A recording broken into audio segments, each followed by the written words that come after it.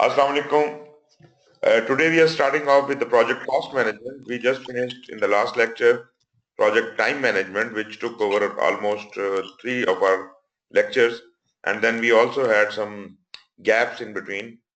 So after a long time, we are moving on to another session, and this is the cost management we are moving on to.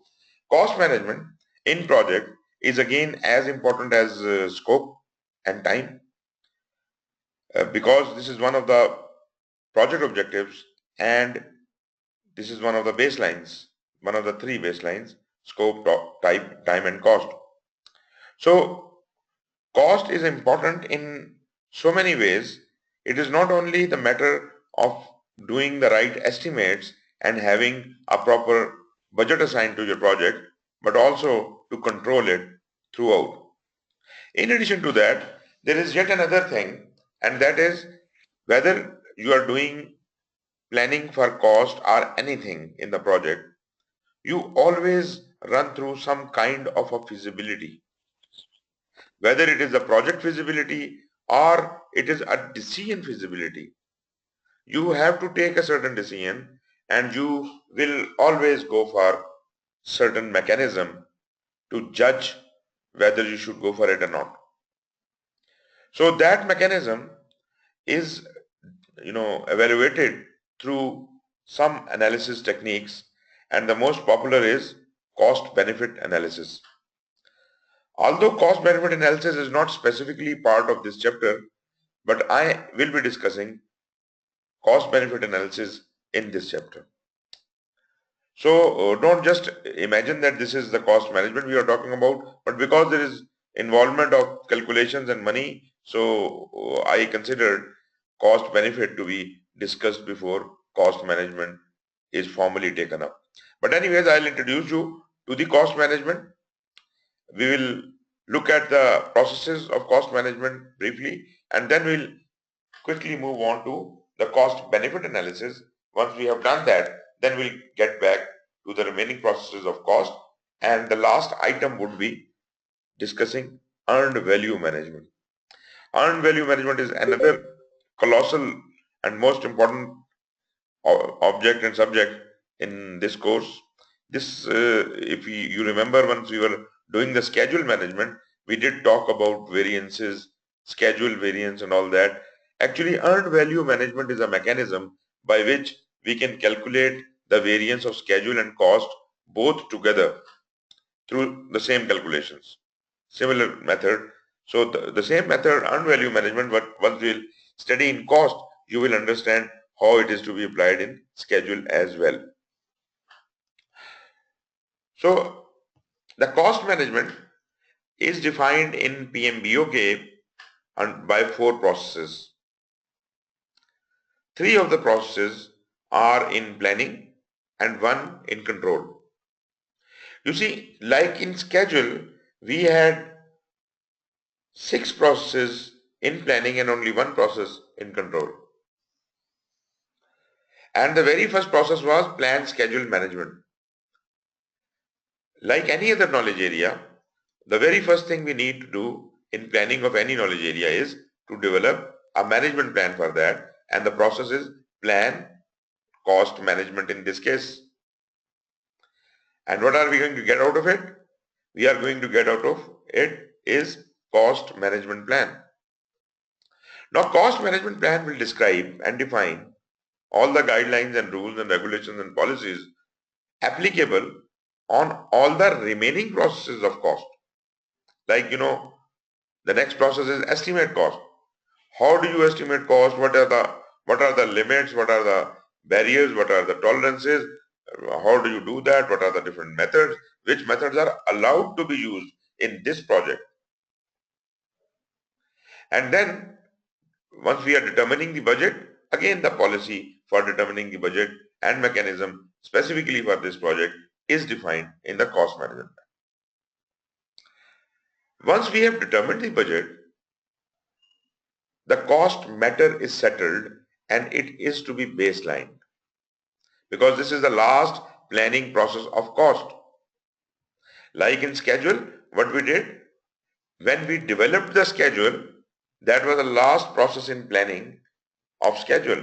So that was the point where we baselined the schedule. Here, determined budget is the last planning process.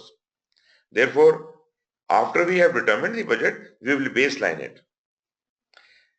Baseline, you understand that we are going to get it approved from our boss, the sponsor, and ultimately we will freeze it.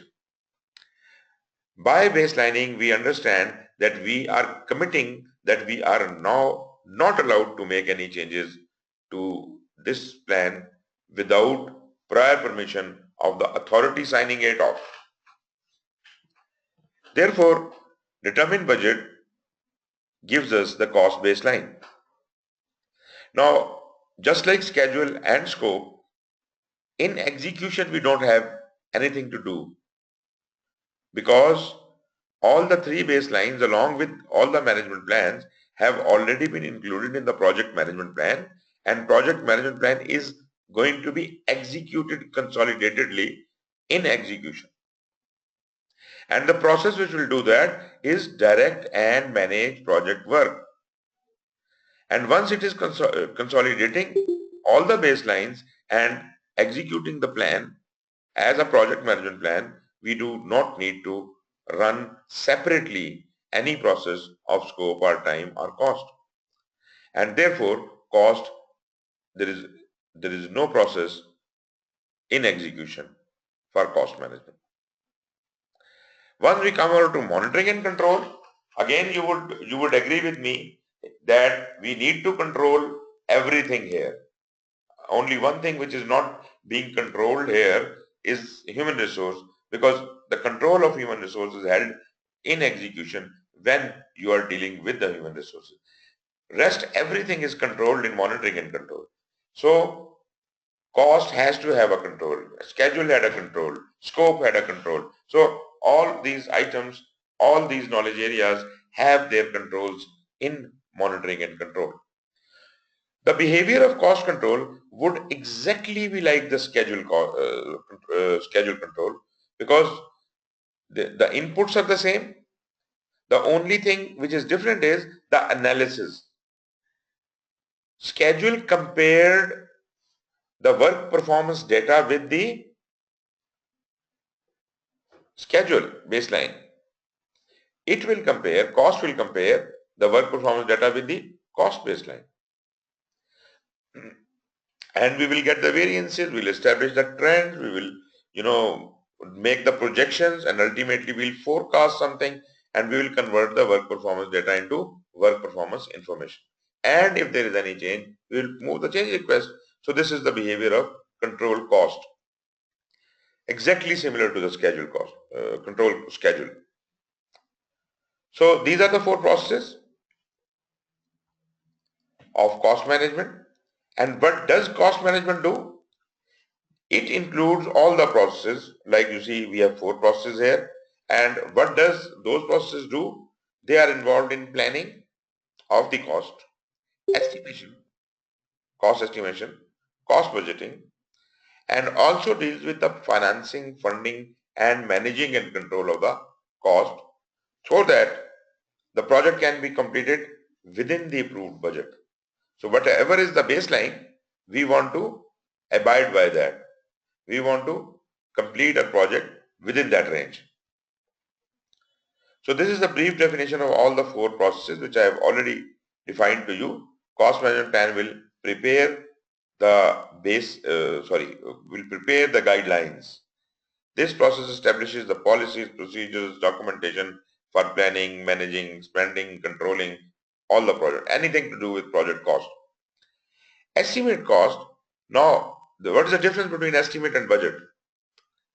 Estimate, one is the hand of a giver and the other is the hand of a taker. I need money to run my project, so I will estimate everything. I'll calculate everything as if I can ask for funds. So I am the asker. I ask for money, so I will estimate. The giver, who is going to provide me the funding, would determine the budget, and he would decide when and in how much quantity uh, this funding is to be given to me. So that is the determination of budget. So estimator is taker, and the person who is determining the budget, he is the giver. So both of these calculations are different from each other. But ultimately, we want to come to the same consequence, as if there is a difference between the estimate and the budget, we have to resolve that. And to the satisfaction of both parties. It is just not that because I am the taker, that's why you can snub me down every time. You can give me lesser budget and expect more job from me. It is not possible. So if my estimates are unreasonable, you have all the right to check it, correct it, and give me only justifiable budget. If the giver has certain limitations or constraints, it is the responsibility of the taker, the estimator, to consider those constraints and build them into the estimate. So you see, this is kind of a give and take from both parties.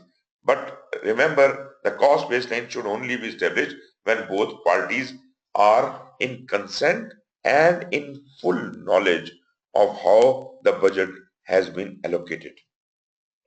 Because once the budget is allocated, then it is baseline. Then we can't change it until and unless the authority which approves the cost baseline allows.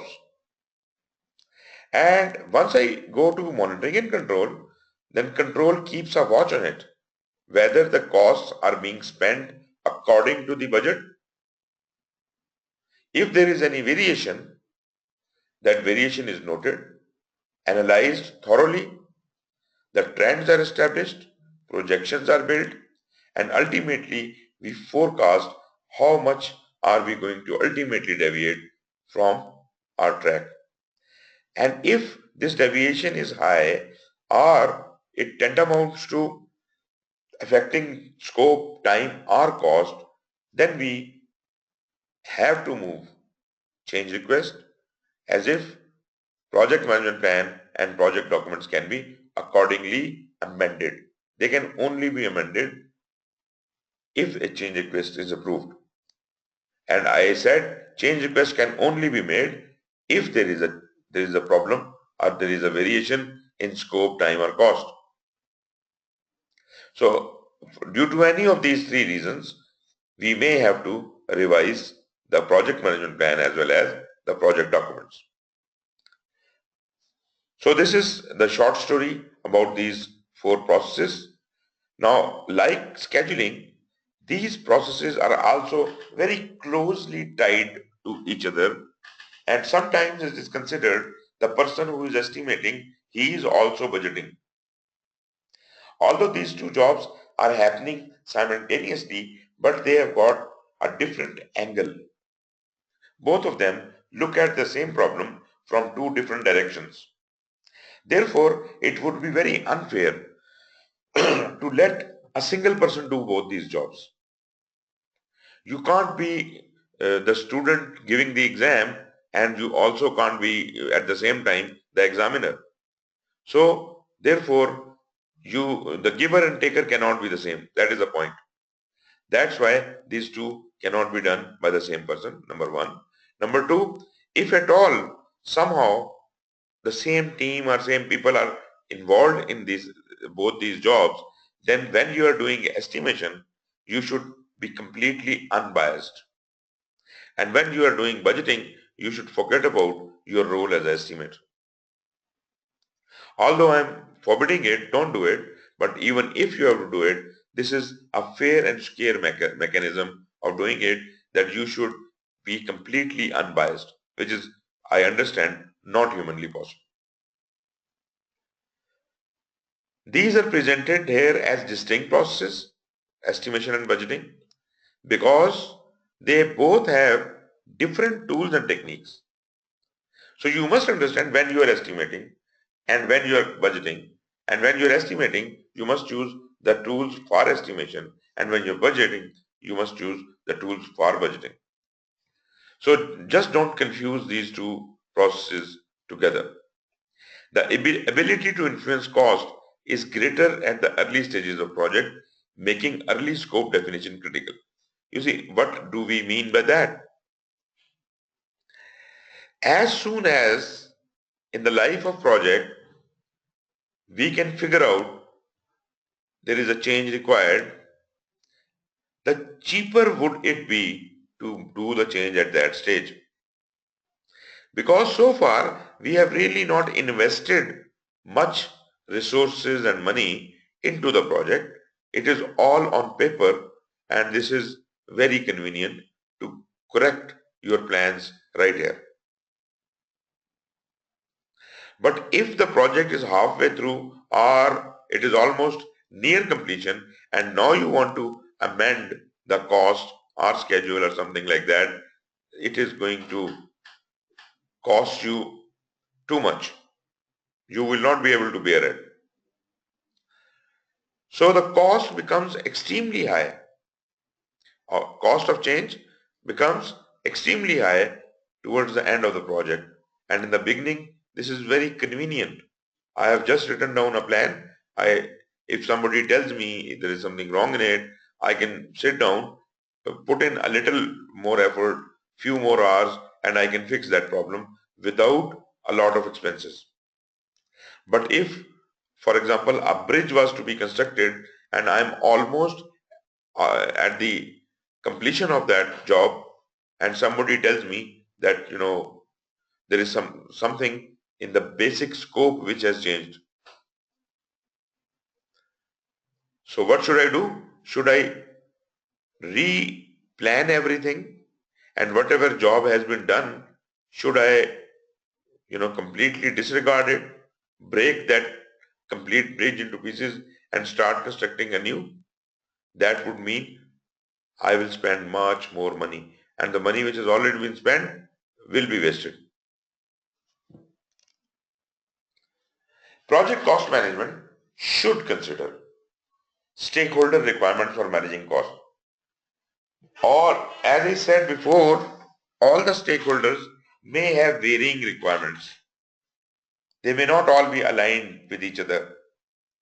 But as a project manager, this is my responsibility to listen to all the stakeholders, to understand their needs and expectations and their requirements, and do my level best to abide by their wishes. But naturally, you cannot keep everyone happy. So you have to decide who is more important stakeholder for you.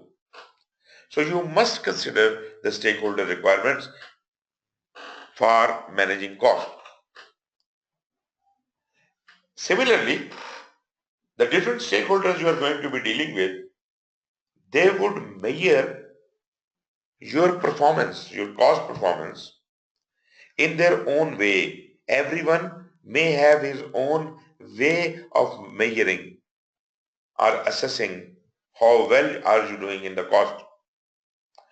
But you see, because cost is in a very firm terms, we have got a currency and we know the divisions of the currency, how it is made up of. So it is not really very difficult uh, to ascertain things according to that cost. So there are some examples here. Cost of an acquired item may be measured when the acquisition decision is made or committed. So this is a very interesting point that if we buy something or acquire something, that is the point of acquiring it.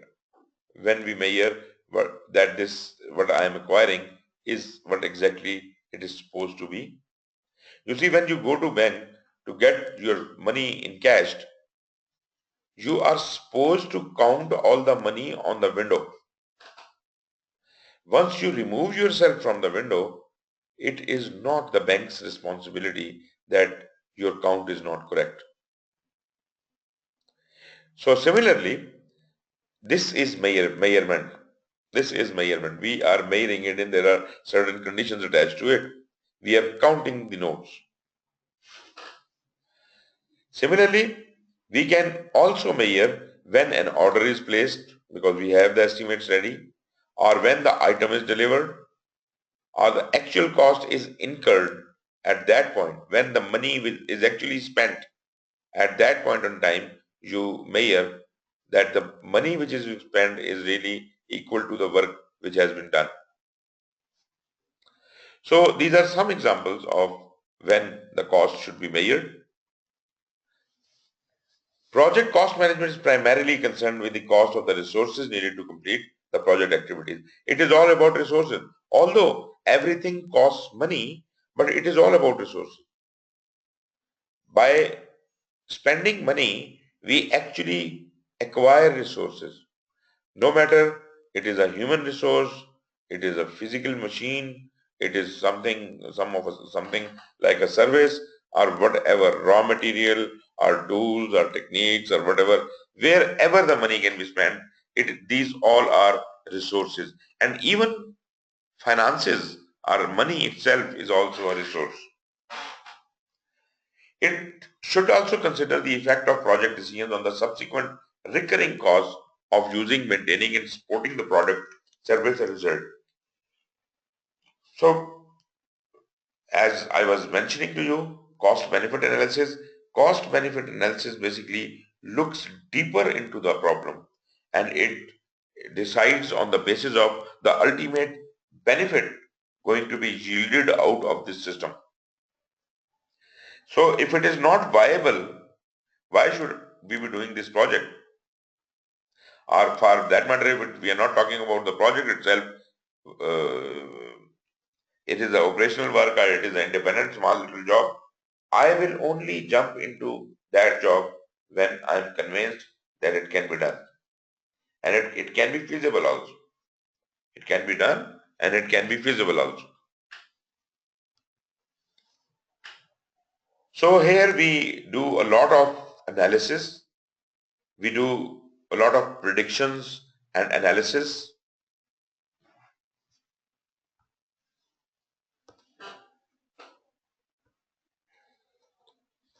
Just a minute. There is some problem. I can't see the screen. Okay. So in many organizations, predicting and analyzing the prospective financial performance of the projects produced product is performed outside of the project. You might have heard about user acceptance testing. So that is one of the ways that user himself comes down to check the deliverable.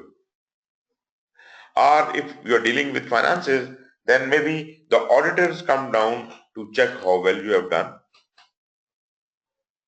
And it could be many other ways. If included, project cost management may address additional risk processes and numerous general financial management techniques like return on investment and this and that. All these things may be used. Now these items which are just written here, return on investment, discounted cash flows, investment payback, this is the reason why I have included the cost benefit analysis here. Otherwise, cost benefit analysis is not specifically part of cost management and it applies to any knowledge area. Even in risk, we do the cost benefit analysis. In feasibility studies, we do the cost benefit analysis. In quality, we do the cost benefit analysis. So this is done anywhere and everywhere where there is a decision to be taken. And I'll tell you how a decision is taken. Anyways, cost management planning effort occurs early in the project planning. So as early as possible. And it sets up a framework for each of the cost management processes so that performance of the process will be efficient and coordinated. We will have certain expectations from the cost model. And naturally, if we are well planned, we will be able to deliver according to those desires. So these are the 4 processes which we'll discuss later. But for now, let's move on to the assessment part. As I said, assessment is not part of the cost management as such because there are 2 things. One is assessment and one is evaluation. These are bigger topics which is outside of the scope of the project. Assessments are done specifically when we are trying to give birth to a project. We are trying to run a feasibility, and project feasibilities have project assessments. We might have more than one opportunities of starting projects, but out of those many projects which are candidate projects, I may have to select only one. How do I assess these different projects?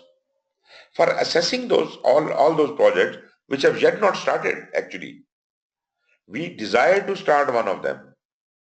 So they all have to be thoroughly analyzed and an assessment has to be made. Normally, we base our assessment on the financial decision, whichever costs less. But that is not really true, because sometimes there are certain matters which take precedence over economic or financial issues. Economic assessment is the lowest tier, but I do agree that economic tier assessment is the mandatory tier. You cannot live without economic assessment. But economic assessment can be superseded by technical assessment and strategic assessment. Strategic assessment is the highest level, but it is optional. You may or may not have any strategic limitations on the cost benefit analysis of your project. And if you do have a strategic limitation, then that limitation takes precedence over the technology and the finances. No matter how much money we have to spend, but we will do it. Like you see, when Pakistan was trying to become a nuclear power, our leaders used to say that even if we have to eat grass, we will make it. So that was a strategic decision. So no matter how infeasible it is, how economically non-viable it is, but our existence depends upon it, and therefore strategic assessment takes precedence over everything. Even technology. Even if the technology did not exist in Pakistan, still we were determined, because we wanted to gain that competitive advantage, and therefore we took this strategic decision. So that is the strategic assessment. That is the highest level. Supersedes technology, supersedes economics and finances. If there is no strategic limitation, then the second tier is a technical assessment. We have to look into the technology, look into the logical possibility of doing this job. If it is technically impossible, probably we should not be spending any money on it. It may seem that this is very cheap, but this is not possible. This is not technically possible. But if it can be done, it will be very cheap. So it would be stupid to decide on the basis of economy when there is a high likelihood that it cannot be done. So technical assessment takes precedence over the economic assessment. But again, even if the technical assessment is not there, is also optional, is not there, then project manager or the person making the decision is left with only one choice. No strategic limitation, no technical limitation. Then the only thing he has to look at it, economy or the finances. You see? Therefore, that is exactly why we talk about cost benefit analysis. We determine the cost of our decisions. We determine the benefit of our decisions, and then we compare them. The benefits must be more than the cost. Only then it is feasible. So this is a short story how these three assessments work together. A little idea about the strategic assessment. Maybe your organizational objectives are pointing towards a specific direction. That is the organizational strategy, and by hook or by crook, we have to meet that objective. Maybe sometimes in your information systems plan, your strategy is depicted and everything else which is to be developed is to fit within the existing IS plan. Maybe your organizational structure cannot take certain kinds of organizations. I mean, it is a flat structure, um, and you are trying to develop a structured organizational structure, and the existing system will retaliate. They will not let it happen. And that is very common. We do try to maintain the status quo. So organizational structure. Then the management information system. The personnel, the knowledge and skill and capabilities of your employees. You see, we have in our factory all the laborers who are even not, educated, and they don't know nothing about anything, and they just work. Now I am telling them that there is a new technology and all the system will shift on that technology, and there is a big resistance from the people. Why? Number one, they don't understand it. Number two, they expect to go um, off job. They won't be able to retain their job. And there are so many other fears. So personnel, we have to take care. Either you take them on board or you don't start the initiative.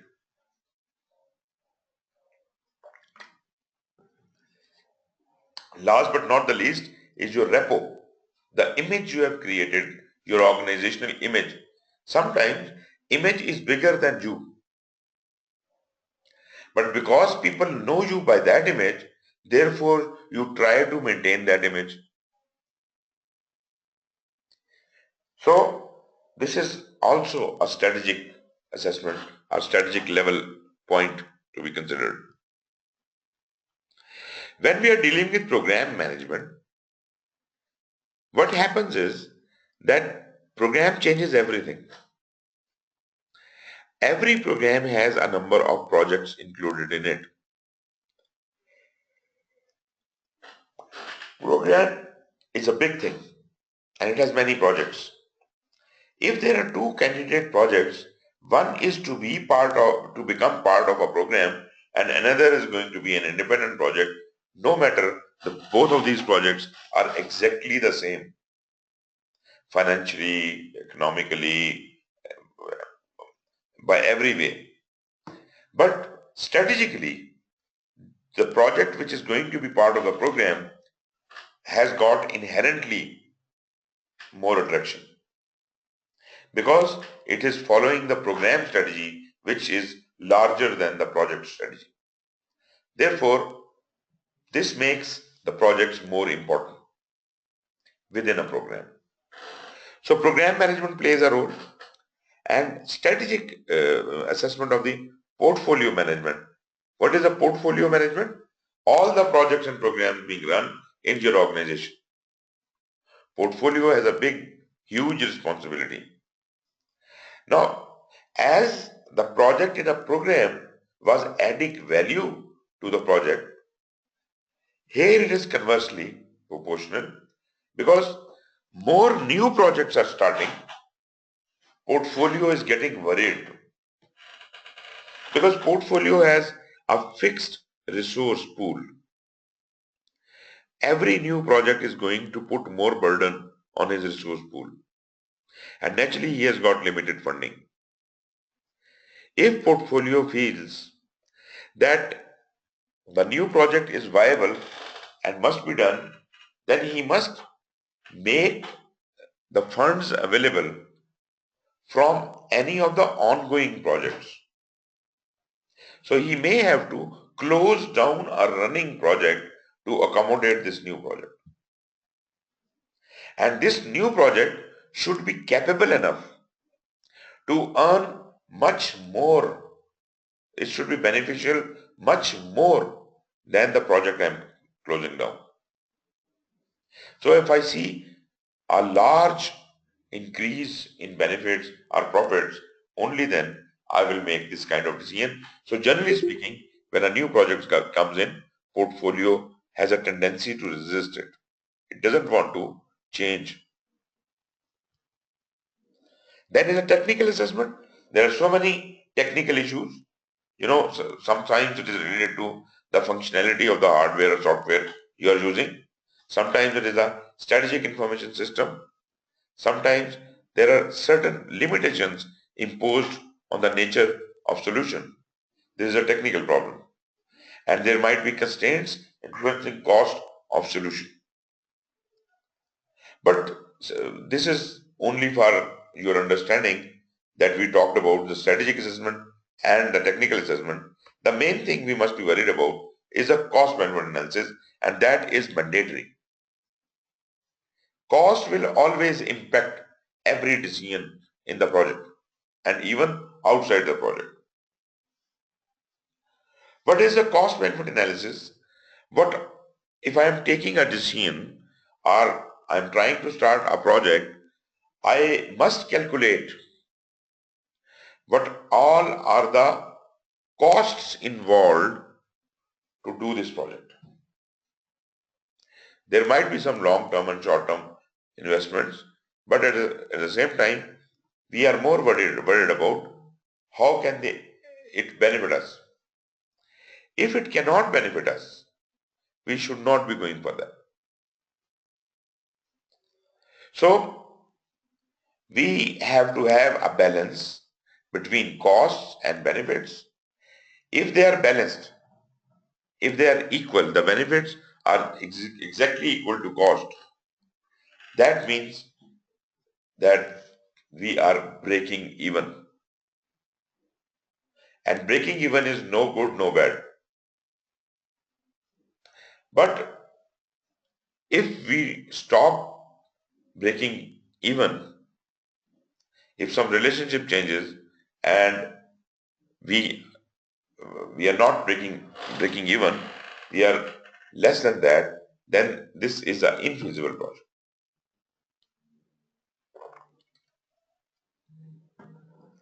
If the benefit is more, then it is a feasible project.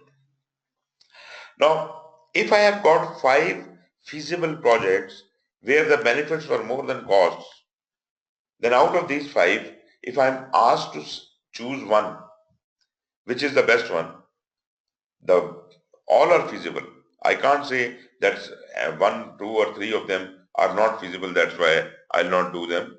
The reason why I'm not doing them is the most beneficial project in front of me. Whichever is most beneficial will be taken on. Rest can wait. So in cost benefit analysis, we have to identify and estimate all of the costs. At what stage? Project has yet not started. We are trying to develop a feasibility study, but we need to calculate. We need to know what all the costs would be, what all the operating costs would be, what all the benefits will be coming out of it. And as a businessman, he always thinks, how soon can I recover my investment? So the net benefit is expressed as net benefit is equal to total benefits, all the benefits we will get from this venture and all the costs subtracted from it. So if benefits are more and actual cost is less, then we are this is a net benefit. We are in the positive side. But if it is less, then we are on the negative side. Whatever you do, try to keep same units of accounting. It is not good that at one level you are talking in terms of rupees and on another level you are talking about dollars.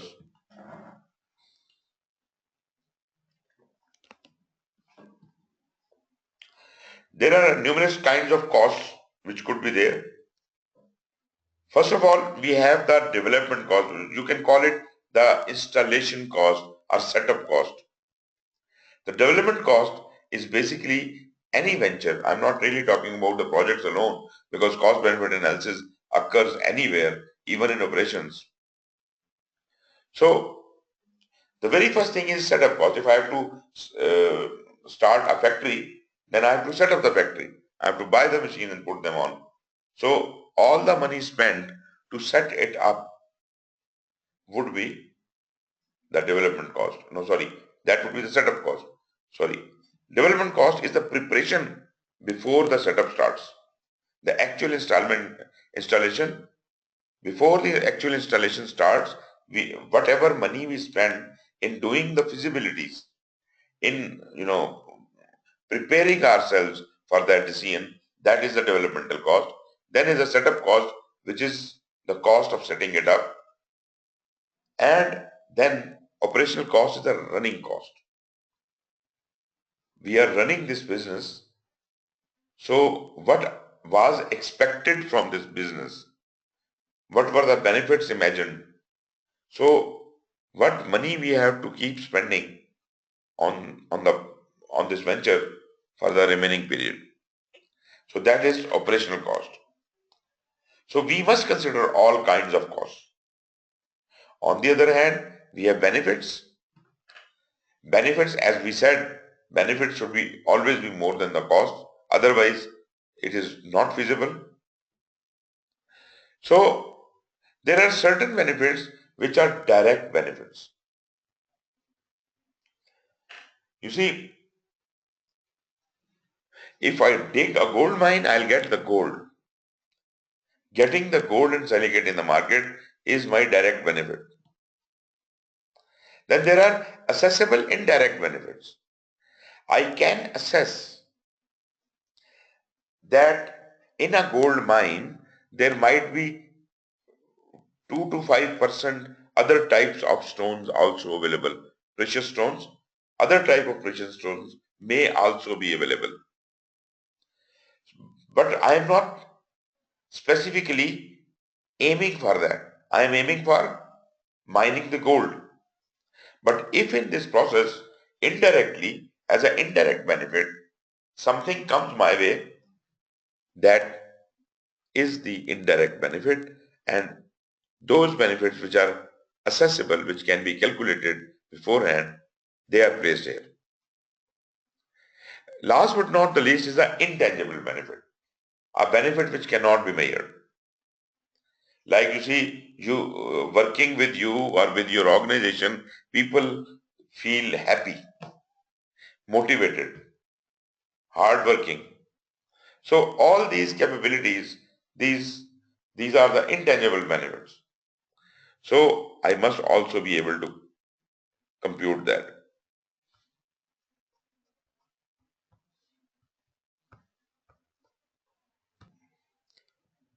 Okay. If you look at the cash flow forecasting of any venture, it can be a business venture, it can be a project, it can be a program, it could be anything. But whenever you start a new venture, initially you invest, and invest. So you are just throwing the money onto the venture. But it will not start benefiting immediately. It will actually start benefiting when it starts paying back. So if you look at the uh, curve behind under this straight line of time, you see this is all expenditure we are making till it reaches its lowest ebb. So this is the time this investment has been made, and till this time this investment is being spent here. But after that what happens is that now the things are set up and business is running. Now there is a likelihood that we will start earning money. Right? So this is the point when we start rising on this graph till we reach the 0 point on time.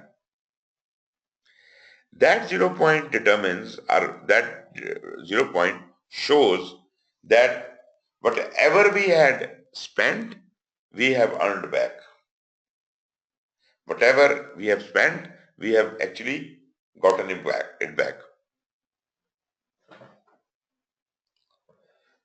So once that is done, you cross over and you enter into the world of profit.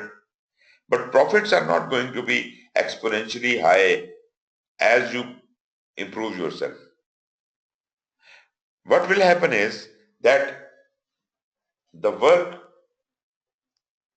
will make profit up till certain point, and after that it will go into stagnancy, and then it will lumber on that stagnancy for quite some time. So this is all, the life of the project, of that investment, that is for a very long period.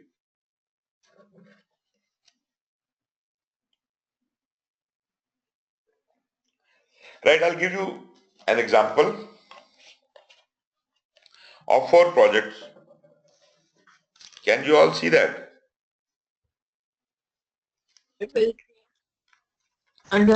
Yes, sir. Okay. So can you see 4 projects? Yes. Okay. Just have a These look are at it. five. The table is formulated in a way that it shows the investment in negative, because it is not coming to you, it is coming from you. It is going from you. So therefore it is negative in nature. So this is my investment and I want to earn back, right? I want to make more profits. So the investment is shown for each project as minus.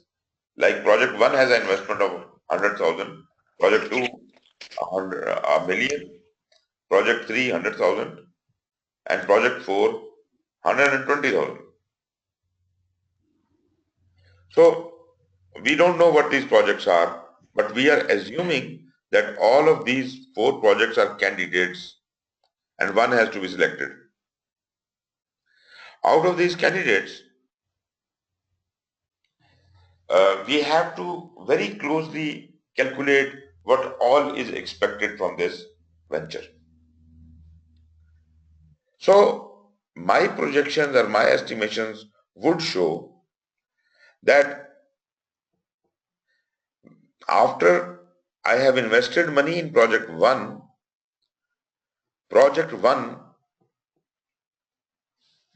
will be earning a sum of 10,000 rupees by the end of first year, again 10,000 for second year, again 10,000 third, 20,000 in fourth and fifth, 100,000 in fifth. So if you can somehow add it all up, what all money you have put in and what all money you have got, actually you have not got it. You are just planning. You are expecting that if I can do these measures, then I can run a successful business. But normally problem is people are not successful business because they are unable to do this calculation. But these calculations are very simple. So if the investment is minus 100,000 and the remaining amount comes out to be 10, 10, 10, 20 and 100,000, 150,000, that means if I can subtract this from all this amount which is going to come to us from the investment, I would know how much beneficial this is. Similarly, project 2, it has the same duration, but trend of payment is different. 2, 2, 2, 2, and then 3 and then 1. Sorry, 2, 2, 2, 2 and 3. This is the 100,000s. Project 3 is consistent till, for the whole period of 5 years. And project 4 is the one which can pay back earlier.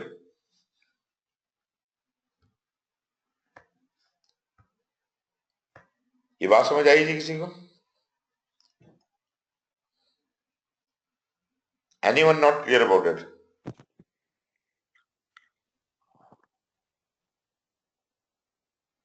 He no. Sir, project 4, how can pay back earlier, sir? You see, imagine all of these 4 projects are candidate projects. None Yes. of them has started.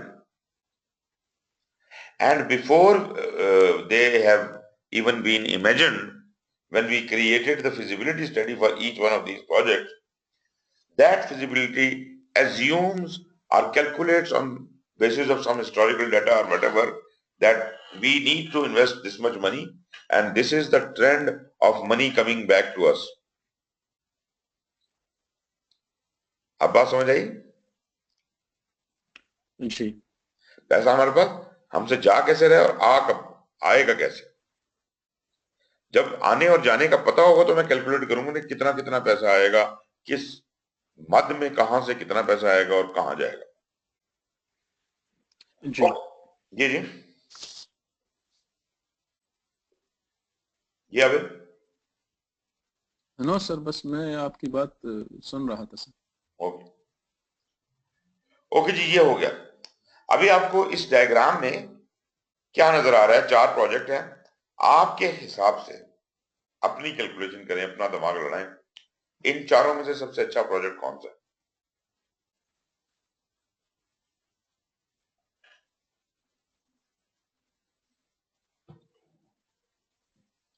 आपकी राय चाहिए. आपको क्या लगता है? Project 2 sir. Project 2. और क्या reason है आपकी? सर एक तो कंसिस्टेंट है सर और दूसरा ये कि रिटर्न ज्यादा दे रहा सर. Okay good. अच्छा, अब ऐसा है कि इन चारों में से हम कोई एक ही शुरू कर सकते हैं, तो आपने चॉइस ले लिया 2. और कोई जी? आबिद, आपका क्या सर ख्याल है? 3. सर मेरा ख्याल है कि 3 ज्यादा बेहतर है. 3. और आपकी रीजन क्या है? सर एक तो कॉस्ट इफेक्टिव है ओके. और कंसिस्टेंट भी है. कंसिस्टेंट भी है, थ्रू आउट कंसिस्टेंट है. ओके जी जनाब. रिजवान साहब.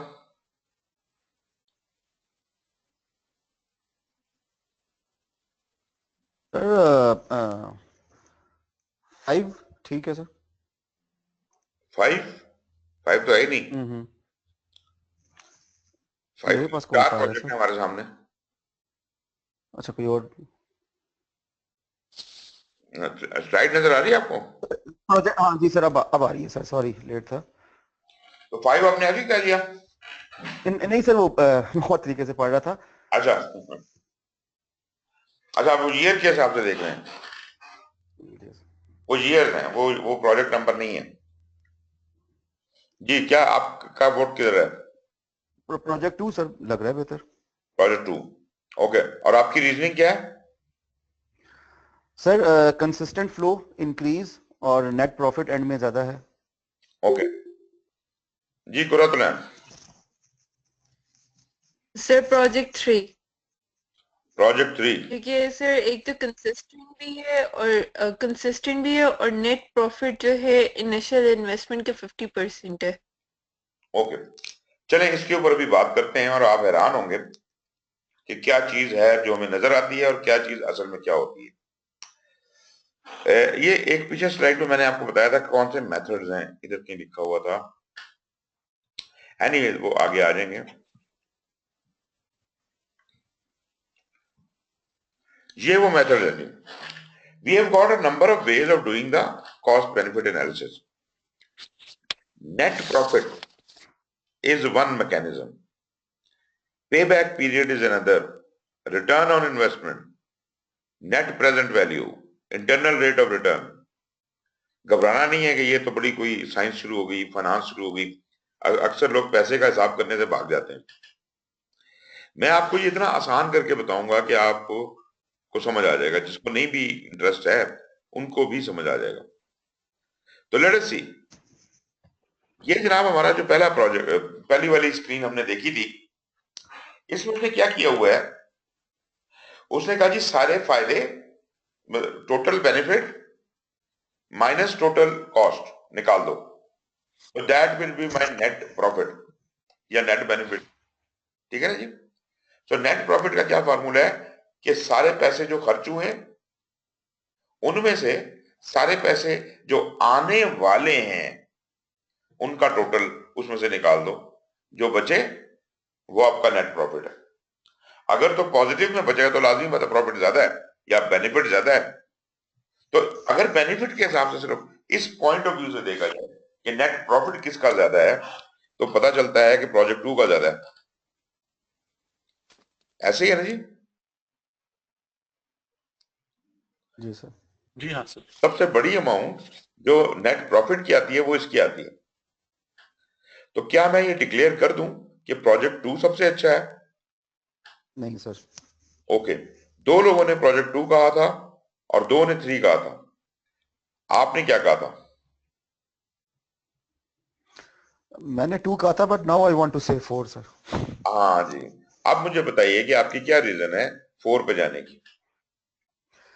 सर वो नेट प्रेजेंट वैल्यू और बाकी चीजें कुछ जहन में आ रही हैं। इसमें अमाउंट ऑफ रिटर्न जो है अमाउंट ऑफ इन्वेस्टमेंट के हिसाब से वो या ज्यादा है, लेस उस पे इन्वेस्टमेंट पे बिल्कुल। रिटर्न्स के हिसाब से।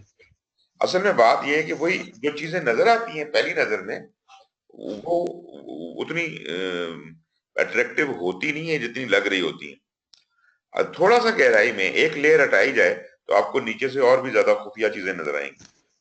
नेट प्रॉफिट एक तरीका तो है और मतलब बाकायदा रिकग्नाइज तरीका है, लेकिन ये सिर्फ उस वक्त इस्तेमाल किया जाता है जब हमारे पास ज्यादा डिटेल्स अवेलेबल ना हो और लमसम डाटे के ऊपर क्विकली फैसला करना हो, तो मैं नेट प्रॉफिट वाला तरीका जो है इस्तेमाल कर सकता हूं।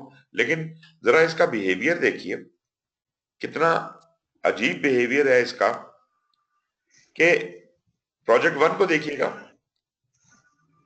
बल्कि यूं देखें, पहले प्रोजेक्ट 1 को ना देखें, 1 और 3 दोनों का नेट प्रॉफिट एक जैसा है, जी सर। लेकिन इनका बिहेवियर में फर्क है दोनों के। जो रिटर्न आ रही है वो 10, 10, 10, 20 और 1 लाख आ रही है। तीन प्रोजेक्ट की कंसिस्टेंट आ रही है, जो आप लोगों ने में से कुछ लोगों ने लफ्ज इस्तेमाल भी किया, कंसिस्टेंट आ रही है। इससे भी कोई ना कोई फर्क पड़ना चाहिए, लेकिन नेट प्रॉफिट की सेहत पे कोई फर्क नहीं पड़ा। वो कहता है बस 50,000 है। ये बात आपने नोट किया ना? Yes sir. सर अब दूसरी बात ये नोट कीजिए कि ये यहां पे हमने इन्वेस्ट किया था 1 लाख रुपया और नेट प्रॉफिट है 50,000। 1 लाख पे 50,000 आपको मिला है। दूसरे नंबर प्रोजेक्ट को देखिए, 10 लाख इन्वेस्ट कर रहा है और उतने ही पीरियड में 1 लाख मिल रहा है सिर्फ। ये 2 तो अच्छा ना रहा अगर मैं इस पॉइंट ऑफ व्यू से देखूं। ये सिर्फ मैं एक जाविये से दिखा रहा हूं आपको कि जो सबसे अच्छा लगता था वो तो कहीं खड़ा ही नहीं है, वो तो मेरी इतनी सारी इन्वेस्टमेंट करा के मुझे कुछ दे ही नहीं रहा। तो इसका मतलब है मुझे किसी और एंगल से भी इसको देखना पड़ेगा। खैर उस एंगल को हम बाद में लेते हैं, पहले हम ले लेते हैं कि पे बैक पीरियड क्या है। पे बैक पीरियड वो मेथड है जिसके अंदर हम ये कहते हैं कि जितना पैसा मैंने इन्वेस्ट किया है मुझे सिर्फ उसकी रिकवरी से मतलब है। जो प्रोजेक्ट मुझे सबसे पहले रिकवरी करके देगा वही मेरा चोजन प्रोजेक्ट है। ऑल्दो ये स्टेटमेंट जो मैंने दी है, this might not look very good to all of you, but अगर मेरी प्रायोरिटी जो है वो यही है कि नहीं जी, जो पहले मुझे मेरे पैसा रिकवर कर देगा मैं उसी प्रोजेक्ट की तरफ जाऊंगा। मेरी कोई वजह होगी कि मैं और चीजें नहीं देखना चाह रहा। Maybe I have taken loan from the bank for construction of my house. जब मेरी ख्वाहिश ये है कि जल्दी जल्दी घर बने और जल्दी जल्दी किराए पे चढ़े और फिर मैं उसका बयाना लूं और उससे मैं अपना कर्जा उतार दूं। सो जितनी जल्दी ये काम हो सकेगा, अगर मुझे प्रोजेक्ट के, मेरे घर के कंस्ट्रक्शन के काम के शुरू होने के 1 महीने बाद ही कोई बंदा आके कहता है ये घर आप बड़ा अच्छा बना रहे हैं, ये जब बने तो मुझे आपने किराए पे देना है, ये पकड़ो बयाना, तो आप तो सबसे ज्यादा खुश हो जाएंगे ना, क्योंकि उस पैसे से आप बैंक का लोन उतारने की कोशिश कर सकते हैं या पूरा भी शायद उतार सकते हैं। यू गॉट इट ना? तो यस सर। अगर इंटरेस्ट का मामला है, क्योंकि मैं क्यों घबराता हूं लोन से, लोन पे इंटरेस्ट है जो कि बढ़ते ही चला जाता है। तो ये बिजनेस जो मैंने शुरू किया है या ये घर जो मैंने बनाया है, ये मैंने उधार के पैसे से बनाया है, और अगर मैंने इसको जल्दी पे ना किया तो ये ता जिंदगी मेरे सर पे बर्डन बन जाएगा। मेरी कोशिश ये होगी कि जैसे तैसे करके मैं लोन जल्दी से उतार दूं, उसके बाद ये मुझे प्रॉफिट कंसिस्टेंटली ना भी दे तो बिजनेस तो अपना होगा ना, मैं बाद में देख लूंगा इसके साथ क्या करना है। तो अगर आपकी प्रायोरिटी जो है वो पे बैक है, तो फिर पे बैक पीरियड वाला मेथड आपके लिए बेहतर है। इस हवाले से प्रोजेक्ट 1 5वें साल में जाके आपको, 5वें साल के मिड में जाके कहीं पैसा पूरा दे रहा है आपको। प्रोजेक्ट 2 के 10 लाख भी 5वें साल में पूरे हो रहे हैं। प्रोजेक्ट 3 1 लाख रुपया था, 3 साल में 90,000 तो पूरे हो गए। तो इसका मतलब ये है कि 1/3 ऑफ द 4th ईयर होगा तो हमारे पैसे पूरे हो जाएंगे। और 4th प्रोजेक्ट क्या कहता है, वो 1,20,000 रुपया लगाया, 4 साल में रिकवरी हो रही है। तो अगर मैं पे बैक के हिसाब से देखूं तो the winner is project 3 and the runner up is project 4। आप जरा मुझे बताएं इनका कोई नाम आता था? प्रोजेक्ट 2 जो हमें बेहतरीन चीज नजर आती थी, अब नहीं आएगी, पे बैक के हिसाब से नहीं आएगी। अगर ये समझ आई तो आगे चलो जी। जी सर। ओके, पे बैक के बाद है return on investment. Return on investment जो है, इससे घबराना नहीं है, बड़ी कॉमन सी टर्म है।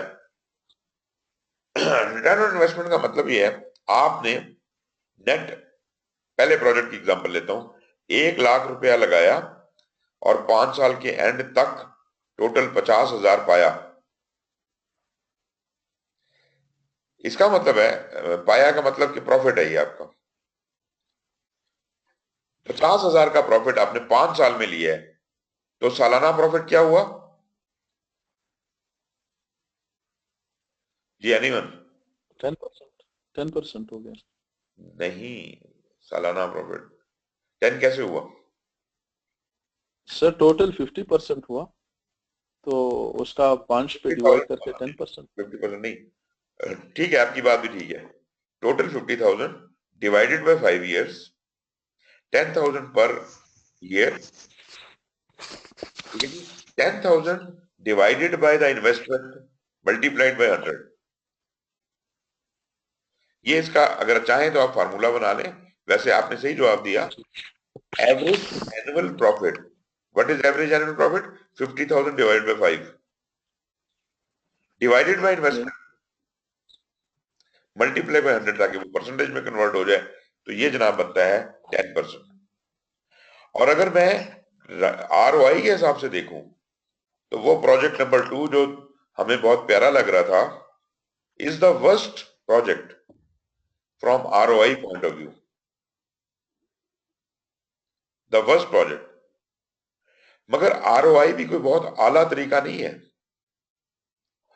आप ये देख सकते हैं वाज़े तौर पे कि ROI भी इनकैपेबल है प्रोजेक्ट 1 और प्रोजेक्ट 3 के अंदर डिफरेंशिएट करने में।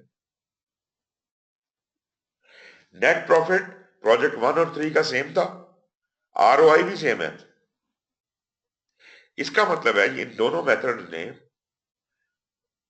ये जो आपका नेट प्रॉफिट था और आरओआई वाले ने, दोनों ने क्या चीज इग्नोर की है? इन्होंने कंसिस्टेंसी नहीं देखी, payment consistency over the years को खातर में नहीं लेके आए। सीधी सीधी इन्होंने टोटल प्रॉफिट लिया और उसके नेट प्रॉफिट के ऊपर डिसीजन कर दिया, या इसने नेट प्रॉफिट को आरओआई में कन्वर्ट किया और उससे डिसीजन कर दिया। It did not bother about कि पीछे पैसा किस कब कब कितना कितना आ रहा है। इस बात से एग्री करते हैं जी? जी सर। जी सर। अच्छा जी, आरओआई भी अगर समझ आ गया तो अगला मेथड है नेट प्रेजेंट वैल्यू। अब यहां पे गेम थोड़ी सी हम ट्विस्ट करेंगे। हम ये कह रहे हैं कि ये जो प्रोजेक्ट थे हमारे पास 4, इनमें आज की तारीख में मैं खड़ा हुआ हूं, अभी प्रोजेक्ट शुरू नहीं हुआ, और मेरा ख्याल है कि प्रोजेक्ट 1 पे 1 लाख रुपया इन्वेस्ट करना पड़ेगा। और मेरा ये भी ख्याल है कि ये जो सब्सिक्वेंट ईयर्स हैं, इनमें मुझे इतना इतना पैसा वापस आएगा। लेकिन अगर टाइम वैल्यू ऑफ मनी के हिसाब से देखा जाए, जो 10,000 रुपया मुझे 1 साल बाद मिलना है और जो 10,000 रुपया मुझे 2 साल बाद मिलना है और जो 10,000 रुपया मुझे 3 साल बाद मिलना है, वो सबके सब एक बराबर तो नहीं है। इसका मतलब है कि उसकी टाइम वैल्यू निकालनी पड़ेगी कि वो 10,000 रुपया जो मुझे 1 साल बाद मिलना है, उसकी आज के पैसे के हिसाब से क्या वुकत बनती है, क्या वर्थ बनती है। और आज का पैसा तो वो है जो मैं इन्वेस्ट कर रहा हूं। इसका मतलब है आज का लाख रुपया अगर मैं एक तरफ रखूं, तो 1 साल बाद का 10,000 रुपया आज के कितने रुपयों के बराबर है, 2 साल बाद वाला 10,000 आज के कितने रुपयों के बराबर है। इस तरह सारे पैसों की, सारे सालों की मैं प्रेजेंट वैल्यूज कैलकुलेट करूंगा, फिर उस प्रेजेंट वैल्यूज को जमा करूंगा, जिससे निकलेगी मेरी नेट प्रेजेंट वैल्यू। ये चीज करने के लिए मुझे एक चीज और समझनी पड़ेगी, और मैं आपको आसान तरीके से लेके जाता हूं। आप में से कितने लोग जानते हैं कि कंपाउंड इंटरेस्ट क्या होता है? आइडिया है सर। आइडिया है? कोई थोड़ा बहुत एक्सप्लेन करने की कोशिश करेंगे? Sir, compound interest is after 1 year you earn the interest, then the principal amount plus interest. Next year it will be interest on that. It is compounded. It is This is compound, the basic idea. Right. बिल्कुल सही कहा जनाब आपने। होता यह है कि अगर तो मैं फर्ज कर लेते हैं कि 10% इंटरेस्ट बैंक दे रहा है, 1 लाख रुपया है मेरे पास, जो सिंपल इंटरेस्ट है उसके ऊपर, प्लेन इंटरेस्ट जो होता है वो 10% है। अब क्या होगा कि हर साल मुझे 10-10% मिलता रहेगा। जैसे ये डिफेंस सेविंग सर्टिफिकेट्स होते हैं, इनमें क्या होता है कि डिफेंस सेविंग है या वो जो दूसरी स्कीम है उनकी, जिसमें वो ओल्ड एज वालों को पैसे आप रख देते हैं बैंक में और वो हर महीने आपको इंटरेस्ट देते रहते हैं। आप अपना 10% जाके हर महीने तनख्वाह की तरह वहां से कैश करा के ले आते हैं, आपका प्रिंसिपल वहीं पड़ा रहता है, तो आपको प्लेन इंटरेस्ट 10% मिलता रहेगा। लेकिन जो मिला वो तो आपने निकाल लिया। व्हाट इफ वहां से आप ना निकालते? अगर तो आपने प्लेन इंटरेस्ट की डील ली हुई है तो कोई फर्क नहीं पड़ता, वो कहते जी आपके पैसे हैं, आपने कोई हमारे पास किसी स्कीम में तो नहीं लगाए थे वो जो 10% थे। अगर स्कीम होती तो हम आपको उसके ऊपर भी इंटरेस्ट दे देते, लेकिन चूंकि आपने पैसे निकलवा लेने चाहिए थे और नहीं निकलवाए, तो हम तो आपको वही आपकी प्रिंसिपल अमाउंट का 10% हर साल देते रहेंगे, वो उसमें जमा होता रहेगा, और बाय द एंड ऑफ जब टाइम होगा तो आपके पास जितने भी पैसे होंगे आप ले जाइएगा। दूसरी है, कुछ स्कीमें ऐसी होती हैं जो कहती हैं कि आप पैसे नहीं ले सकते, इंटरेस्ट आपका लगेगा लेकिन हम आपको नहीं देंगे। वो हम अपने ही पास रख लेंगे और उस पैसे को भी री इन्वेस्ट कर देंगे। मतलब ये हुआ कि पहले साल 1 लाख पे मुझे 10,000 बना, मेरा लिया तो नहीं मैंने, बना और वो बैंक में ही पड़ा रहा।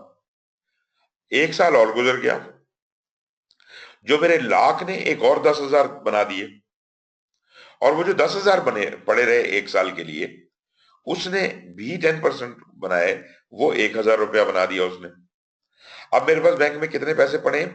एक 1 लाख की गड्डी पड़ी है, एक पहले साल वाले 10,000 पड़े, एक दूसरे साल वाले 10,000 पड़े, और एक पहले साल के 10,000 के ऊपर जो इंटरेस्ट मिला 1,000 वो है।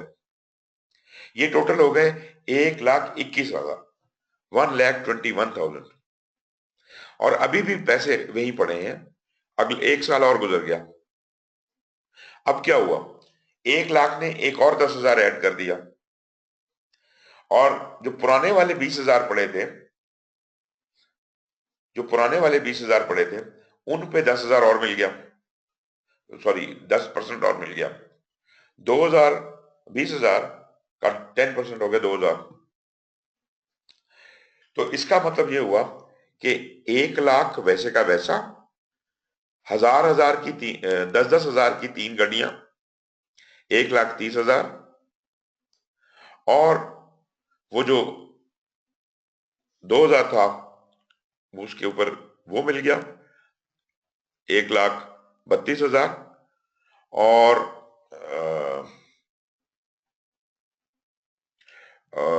वो जो क्या था 1,000 पड़ा हुआ था, उस पे 100 रुपया और आपको मिल गया। 100 रुपया भी था ना जी, 1,000 रुपया हमें मिला था ना पिछले साल, पहले वाले साल का, वो उसका 100 रुपया और मिल गया। तो इस तरीके के साथ आपकी अमाउंट जो है वो मल्टीप्लाई होती जाती है। ये मैंने तो जुबानी कैलकुलेशन कर दी आपको, आप चाहें तो इसको प्रॉपर तरीके से कैलकुलेट कर सकते हैं। आप वही करें, आप प्रिंसिपल अमाउंट लें, नई अमाउंट जो उसमें ऐड हुई है वो उसमें ऐड करें, उसका 10% निकालें, और वो आपका उस साल का कंपाउंड बन जाएगा। उससे अगले साल जितने पैसे बैंक में अब बचे हुए पड़े हैं उसका 10% निकालें, और इस तरह आप वो सारी कैलकुलेट करते चले जाएं। ये है कंपाउंड। अब मुझे ये बताइए कि अगर मैं ये कहता हूं कि अगर ये 1 लाख रुपया 10 साल पड़ा रहे बैंक में, तो ये इंटरेस्ट इसका कितना बनेगा? तो क्या कैलकुलेशन करने का तरीका होगा आपके पास?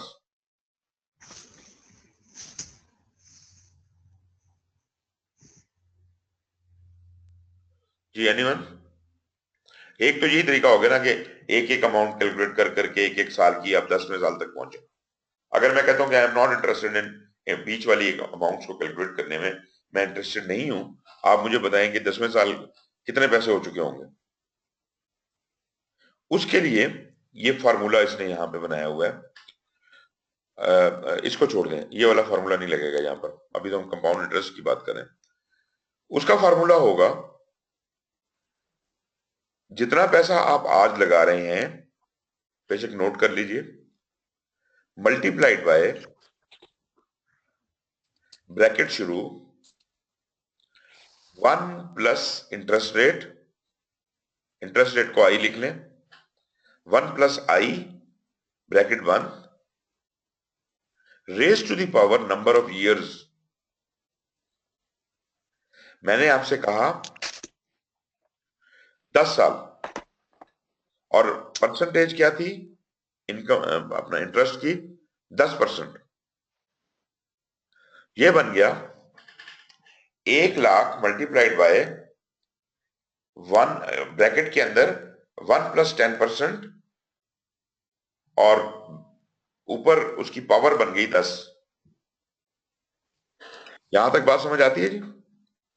जी सर। जी ये मैं क्या निकालने की कोशिश कर रहा हूं? I am trying to find the future value of today's money. Future value of today's money क्या फॉर्मूला बना? Present value multiplied by 1 plus I bracket के अंदर और raise to the power number of years. अब ये जो 1 plus 10% था, 10% का क्या मतलब है? 10/100। 10/100 का क्या मतलब है? 0.1. 1 + 0.1 क्या हो गया? 1.1. 1.1 रेज़ टू द पावर 10 करें जरा. 1.1 को जब आप 10 करेंगे तो that will come out to be 0.3855. That means कि आज जो 1 लाख, सॉरी पॉइंट नहीं, दैट विल बी, कैलकुलेट करना पड़ेगा. एक मिनट में अभी आपको बताता हूं. 1.1 रेज़ टू द पावर 10 है किसी के पास ये कैलकुलेटर?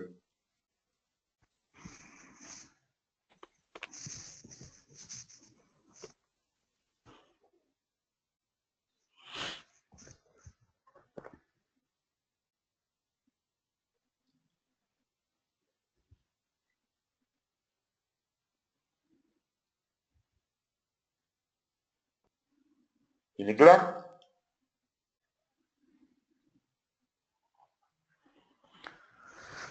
1.9 तक नहीं जाएगा, कुछ समथिंग इस तरह का होगा. 1.9 तक जाएगा.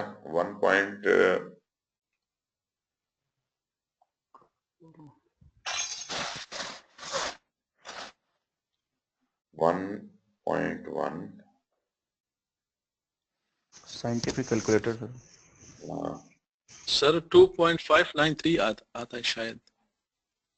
2.593. ओके. जी सर.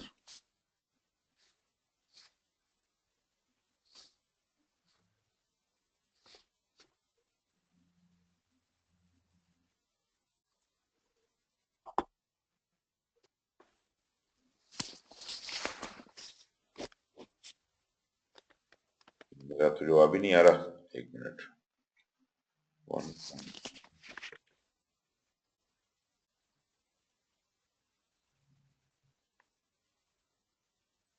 2.59. ठीक है जी.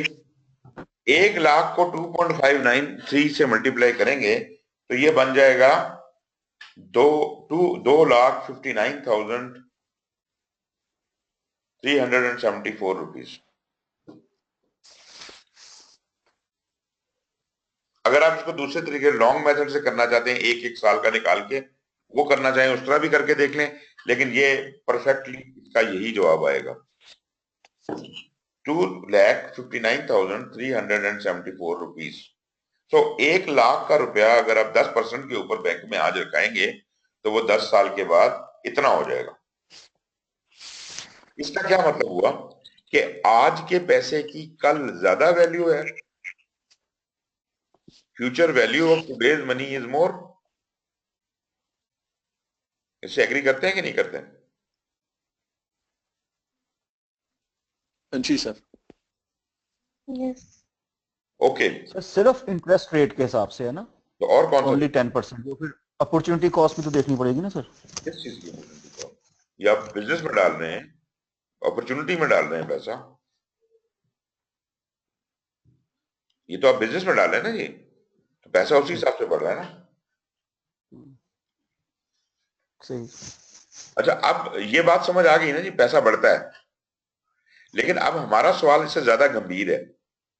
वो ये है कि जो 10,000 रुपए, चले इधर से शुरू करता हूं.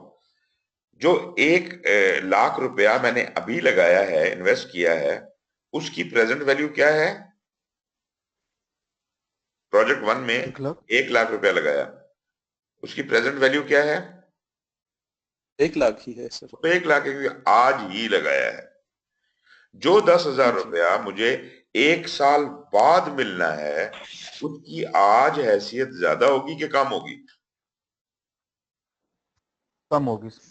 कम होगी. इसका मतलब है कि वो 10,000 नहीं है, वो 10,000 से कुछ कम है.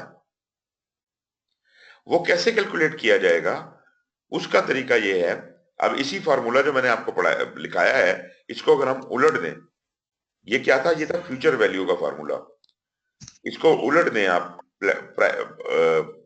Present value is equal to future value divided by bracket के अंदर 1 plus R raise to the power T.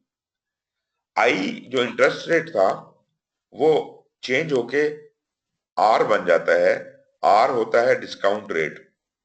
इसकी मैं वजह बताऊंगा आपको, लेकिन फार्मूला जब हम रिवर्स करते हैं तो ये आर बन जाता है 1 plus R raise to the power T. ये पूरी अमाउंट जो है ये डिवाइड हो जाएगी। जब हम फ्यूचर वैल्यू निकाल रहे थे तो मल्टीप्लाई हुई थी, जब हम प्रेजेंट वैल्यू निकालेंगे तो डिवाइड हो जाएगी। फर्ज कर लेते हैं आई आर के बराबर ही है। क्या मुझे आप बता सकते हैं कि ये 10,000 रुपया जो 1 साल बाद आना है उसकी आज क्या हैसियत है? 10,000 is the future value divided by 1 plus R raise to the power number कितने साल के? 1 साल। आर की वैल्यू 10%, 10/100 मतलब 0.1, so 1.1 raise to the power 1। अगर मैं 10,000 को 1.1 से डिवाइड कर दूं तो मेरा जवाब आ जाएगा। क्या कहते हैं आप? यस क्या सर, जवाब ठीक है आएगा? सर, 9090 आएगा सर। राइट। तो 90,910 रुपया बनेगा। सॉरी 9,091 रुपया बनेंगे। 9 तो इसका मतलब है कि जो रुपया 1 साल बाद आना है 10,000 रुपया, उसकी आज की वक़्त है 9,091।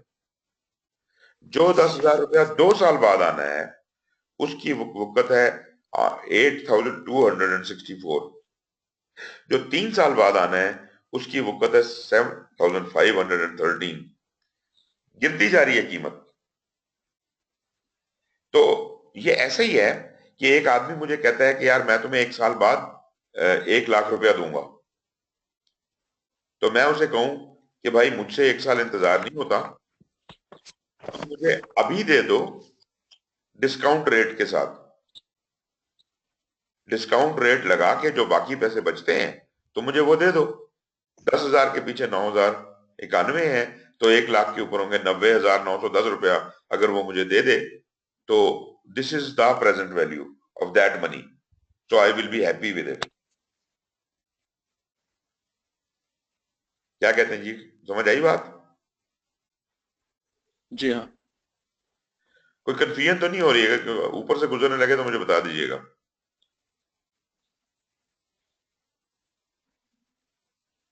ठीक है सर। ओके। तो गाजी गायब हो गए? गाजी आई थिंक वो डिस्कनेक्ट हो गए। हाँ। ओके। तो अब क्या है कि मैं आपको एक और थोड़ा आसानी आपके लिए पैदा कर देता हूं। आपको ये तो समझ आ गया कि present value is equal to future value divided by 1 plus R raise to the power T. ऐसा तो है ना? मैं ऐसा भी तो कह सकता हूं, जी हाँ। ऐसा भी तो कह सकता हूं future value multiplied by 1 divided by 1 plus R raise to the power T. Sir जी हाँ, फ्यूचर कैसे वैल्यू कैसे? मल्टीप्लाई बाय, दोबारा बताएं सर। मल्टीप्लाइड बाय 1, हम्म 1 के नीचे लिखे डिवाइड करके 1 प्लस आर टी, एक ही बात है ना? हम्म अगर मैं इस 1 divided by 1 plus R T को अलहदा कर लूं तो इसको कहते हैं डिस्काउंट फैक्टर। आर क्या था? Discount rate. 1 divided by 1 plus R T जो है ये मेरा डिस्काउंट फैक्टर है। और इस डिस्काउंट फैक्टर में क्या अननोन है? आर और टी। दो ही चीजें अननोन है, आर और टी। जब दो ही अननोन है तो फिर मैं इसका एक टेबल बना सकता हूं जैसा कि आपकी स्क्रीन पे बना हुआ है। एक तरफ मैं आर की वैल्यूज लिख लूं, ये ऊपर जो लिखी हुई है 5, 6, 8, 10, 12, 15, ये डिस्काउंट रेट की वैल्यूज हैं। 5%, 6%, 8%, 10%। दूसरी तरफ मैं लिख लूं नंबर ऑफ ईयर्स, टी की वैल्यू लिख लूं, और मैं ये हर खाने के आगे ये कैलकुलेट करके वैल्यू डाल दूं 1 divided by 1 plus R raise पर टी की, तो ये टेबल बन जाएगा। इसको कहते हैं डिस्काउंट टेबल या एनपीवी डिस्काउंट फैक्टर। ये टेबल स्टैंडर्ड है और ये किसी भी आपको फाइनेंस की अकाउंटिंग की किताब में मिल सकता है और ये आसानी पैदा करने के लिए किया गया है। आप ये टेबल रखें सामने और इसके ऊपर देखें कौन कितने साल और कितनी परसेंटेज क्या वैल्यू मिलती है, उस वैल्यू से सीधा सीधा फ्यूचर वैल्यू को मल्टीप्लाई कर दें। बात समझ आती है ना जी? जी हाँ। तो अब आपने सीधा ये टेबल से करना है, तो हम क्या करें? अब मैं आपसे पूछता हूं एक सवाल, आप मुझे ये बताइए, आपके पास 1.5 लाख, चले 1 लाख रुपया ही है, 7 साल बाद 8% के रेट पे क्या हो जाएगा? 7 साल बाद 8% के डिस्काउंट रेट पे उसकी क्या वर्थ बनती है? 58,035। 58,350 रुपीज। ये पकड़ लिया ना आपने, ये वाला, ये फिगर आपने उससे मल्टीप्लाई कर देना है। अभी तो हमने फिगर फ्यूचर वैल्यू का बड़ा वो प्रेजेंट फ्यूचर वैल्यू का बड़ा सिंपल सा 1 लाख रखा हुआ है। अगर वो कोई और भी होता, मतलब 1,02,025 रुपए, तो वो फिर इससे मल्टीप्लाई हो जाता। It is a simple matter of multiplying that value with your future value, it will give you the present value. यहां तक ओके है जी? Now let us do this with project number 1. Project number 1 की 5 सालों की values की present values निकालते हैं और उसका फिर टोटल कर लेते हैं। ये आपके सामने स्क्रीन पे अभी आएगा। ओके जी, जो इन्वेस्टमेंट है 1 लाख जो मैं अभी कर रहा हूं, इसको भी फॉर्मूले में पुट कर दें, करके देखें क्या बनता है। ये होगी -1 lakh divided by 1.1 raise to the power, कितने साल होंगे जी? 5 होगा ना सर, 5 साल है ना, 5।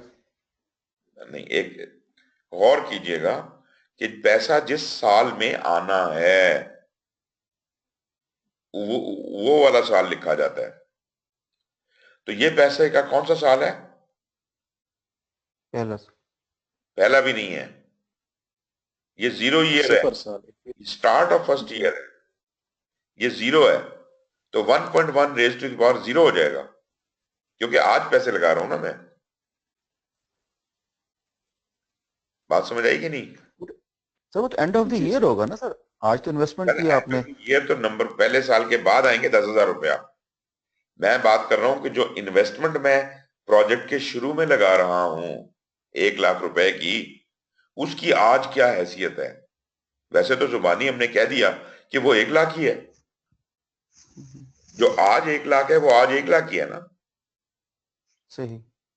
लेकिन मैं उसको फॉर्मूले से प्रूव करना चाहता हूं। मैं कहता हूं 1 lakh divided by 1.1 raise to the power 0। Anything raise to the power 0 क्या होती है? 1 होती है सर। 1 होती है। तो 1 लाख डिवाइडेड बाय 1, 1 लाख। आज का पैसा उतना ही जितना है, तो इसका मतलब है कि ये -1 लाख ही रहेगा। जो 10,000 है पहले साल वाला, जब उसे इस फॉर्मूले से करेंगे तो वो बन जाएगा 9,091। जो दूसरे साल वाला है वो 8,264, तीसरे साल वाला 10,000 7,513, चौथे साल में 20,000 है, वो बन जाएगा 13,660। और जो 5वें साल में 1 लाख रुपए आना है, आप देखिए उसकी वैल्यू है 62,090 rupees. If I add it all, ये सारी चीजें माइनस प्लस में जमा कर लूं, तो मेरे पास जो नेट प्रेजेंट वैल्यू बनती है वो 618 बनती है। सिर्फ कहां नेट प्रॉफिट 50,000 का दिखा रहा था और कहां उस पैसे की वुकत सिर्फ 618 रुपए है। मतलब ये है कि मैं इस 5 साल के बिजनेस में पैसे खर्च करके सिर्फ 618 रुपए कमा पाया। या कमा पाऊंगा। This is the profit, sir, or total amount? मतलब net 618 is net present value देखे ना, for 50,000. आप देखिए ये माइनस, ये ऊपर देखे ना, ये तो माइनस अमाउंट थी ना 1 लाख, बाकी सारी प्लस अमाउंट थी। सबको जब मैंने टोटल किया तो ये माइनस प्लस निकाल के सारा बराबर करके 618 बना। इसका मतलब है मेरे हाथ में सिर्फ 618 रुपए पकड़े हुए हैं। 1 लाख रुपया गया सारा, 1 लाख रुपए में से 618 बचे। ये तो टोटल लॉस की सिचुएशन आ गई। नहीं सॉरी, 1 लाख रुपए में से नहीं बचे, 1 लाख रुपए के ऊपर 618 बचे सिर्फ। टोटल प्रॉफिट मेरा 618 है आज अपना टाइम वैल्यू ऑफ मनी के हिसाब से। लेकिन फायदा है, फायदा है, ये नहीं है कि नुकसान हो गया, फायदा है, लेकिन है बहुत थोड़ा सा। इसकी परसेंटेज निकालेंगे तो वो कख भी नहीं निकलेगी। इसका आरओई बनाएंगे तो कुछ रुपए बनेगा, 1-2 रुपए। ठीक है जी। जी सर। अभी हम देखते हैं इन चारों प्रोजेक्ट्स की वैल्यूज को और देखते हैं इनका क्या हाल हुआ। प्रोजेक्ट 1 तो कुछ 600 रुपए के करीब पहुंचा था। प्रोजेक्ट 2 जो हमारा इतना डियर प्रोजेक्ट था, जो सबने एडवोकेट किया, आधे लोगों ने कम से कम एडवोकेट किया कि जनाब क्या बात है, 1 लाख का नेट प्रॉफिट दे रहा है, वो हमें वैसे तो पता चल गया था आरओआई निकालने से ही कि उसकी क्या हैसियत है। लेकिन यहां देखिए वो फायदे में नहीं उल्टा नुकसान में लेके जा रहा है। आज के हिसाब से अगर पैसे की वैल्यू देखी जाए तो हम 1,79,750 रुपीज नुकसान में जा रहे हैं। और प्रोजेक्ट 3 देखा जाए तो वो 13,723 का प्रॉफिट जा रहा है और प्रोजेक्ट 4 21,000 का प्रॉफिट जा रहा है। अगर मैं एनपीवी के हिसाब से देखूं, the best project is project 4, then is project 3, then is project 1 and the worst project is project 2। आपने देखा कि हर तरीके के साथ कैलकुलेशन करने से रिजल्ट बदल जाता है, लेकिन जिस सीक्वेंस में मैं आपको ये सर तरीका, फिर हमें ये कैसे पता चलेगा? जी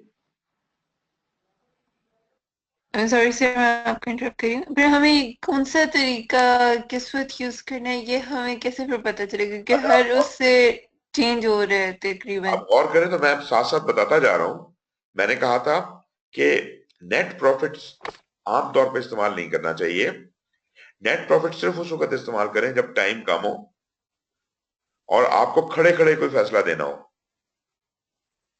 You don't have a lot of constraints otherwise, और टाइम का कंस्ट्रेंट हो आपके पास कि जी मुझे खड़े खड़े बताओ यार इनमें से सबसे अच्छी चीज कौन सी लग रही है। जैसे कहते हैं ना, अपेरेंटली जो चीज अच्छी लग रही होती है ये वो है।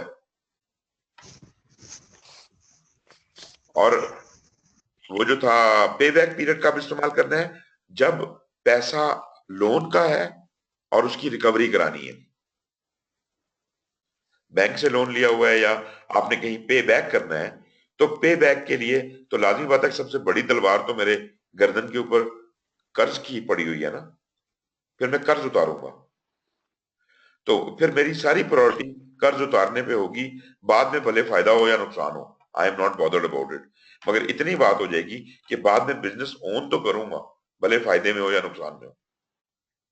अभी तो मैं कर्जे में चढ़ा हुआ ना।